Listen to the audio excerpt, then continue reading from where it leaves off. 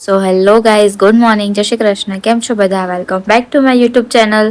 જો સવાર થઈ ગઈ છે, આપણી ગુડ મોર્નિંગ થઈ ગઈ છે, મસ્ત કામમાં બતાવીને આપણે ફ્રી થઈ ગયા છીએ.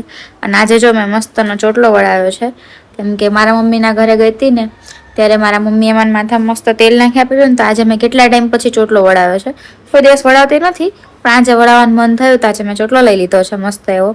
કેમ કે મને છે ને અહીંયા આગળ આછા વાળ થઈ ગયા છે. જો કે અમારે બધાને, મારા પરિવારમાં છે ને બધાને કપાળ મોટા છે.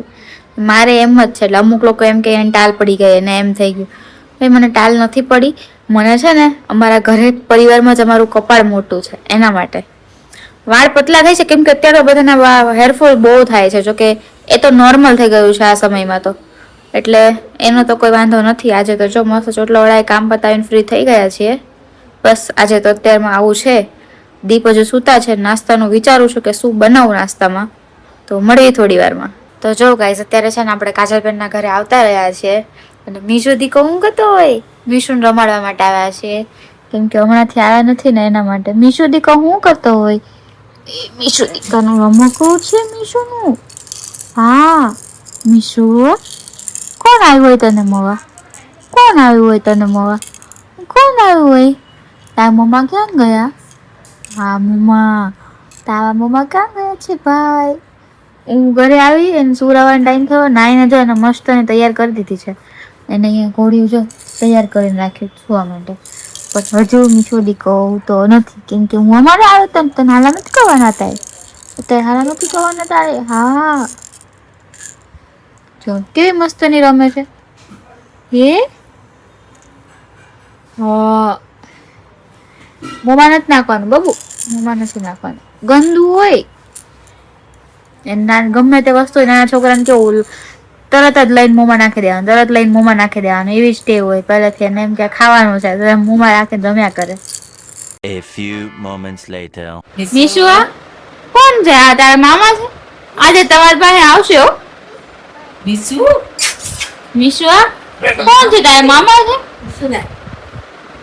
ક્યાં ગયા હતા? રમાડવા નથી આવતા કે? તો મામી એકલા આવે છે રમાડવા.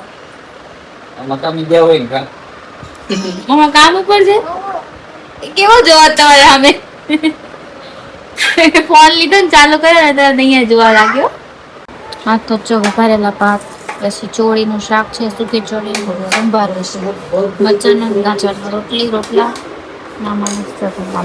મમ્મીને કેટલી બધી મસ્ત મહેંદીનો કલર આવ્યો. તો મમ્મીની સાડી રોજ હું પહેરીને છે ને રીલ્સ બનાવું છું. આમ સરખી બતાવો આમ કરીને, આમ જો મસ્ત કલર આવ્યો છે ને. મમ્મી કહેતા હતા 2 મહિનાથી કોણ પડ્યા છે તો કલર નહીં આવે. કલર આવે જ mummy. The next day. Good afternoon guys. આજ તો સીધા બપોર થઈ ગયા છે. ગાડીની મજા છે નહીં. હું થયું તને ગાઈઝને કહેતો ખરી? શરદી, ખાંસી, તાવ, કળતર આવી. તાવ એટલે કળતર તો થોડું કળતર હતું કાલ રાત્રે, પણ પછી છે ને વધારે તાવ આવી ગયો હતો. પછી સવારે પેટમાં બહુ દુખતું હતું, એવી રીતે થતું હતું.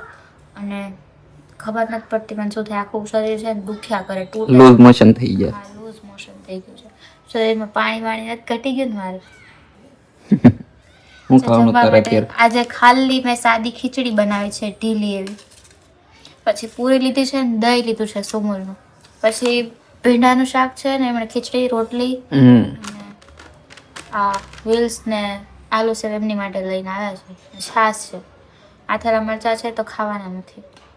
ટીપ ના પાડે છે, હું તો ખાતી જ નથી. ક્યારેક ભાગ્ય મન થાય ને તો ખાઈ લઉં. ચાલો બધા જમવા માટે. સાદી ખીચડી જ છે આજે મને, કેમ કે બીમાર જેવું થઈ ગયું છે ને તો વાતાવરણ કોને ખબર. મને બીમાર રહું છું. બીમારી જેવું આવી જાય ને એક સાથે ઊભું રહી જાય બધું, એવી રીતે જ થઈ ગયું છે. ચાલો બધા જમવા. ચાલો જમવા.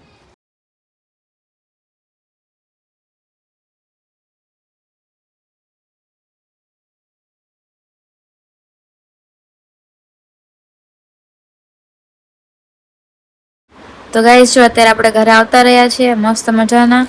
અને આજે તો વરસાદ આવ્યો તો અમે લોકો ગયા ત્યારે અડધા રસ્તે જ વરસાદ આવી ગયો. તો દીપ મને કહેતા હતા કે આજે વરસાદ આવશે. મેં બી કીધું કે વરસાદ આવશે, પણ એમાં એવું થયું કે વરસાદ અંધારો હતો ને એની પહેલા અંધારો નહોતો અમે ગયા ને ત્યારે, પણ રસ્તામાં અચાનક અંધારી ગયો. વાદળો મારી માથે હતું અને વરસાદ આવી ગયો.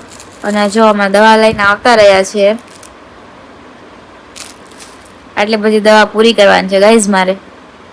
જોકે દવાની તો હું પહેલેથી ચોર છું, પણ હવે છે ને કંટાળી ગઈ છું, કેમ કે કેટલા દિવસ સતત વાત છે શરીરમાં એકદમ મતલબ આવી રીતે જે ઘરમાં તબિયત સારી ના હોય ને ના સારું વધારે એમ.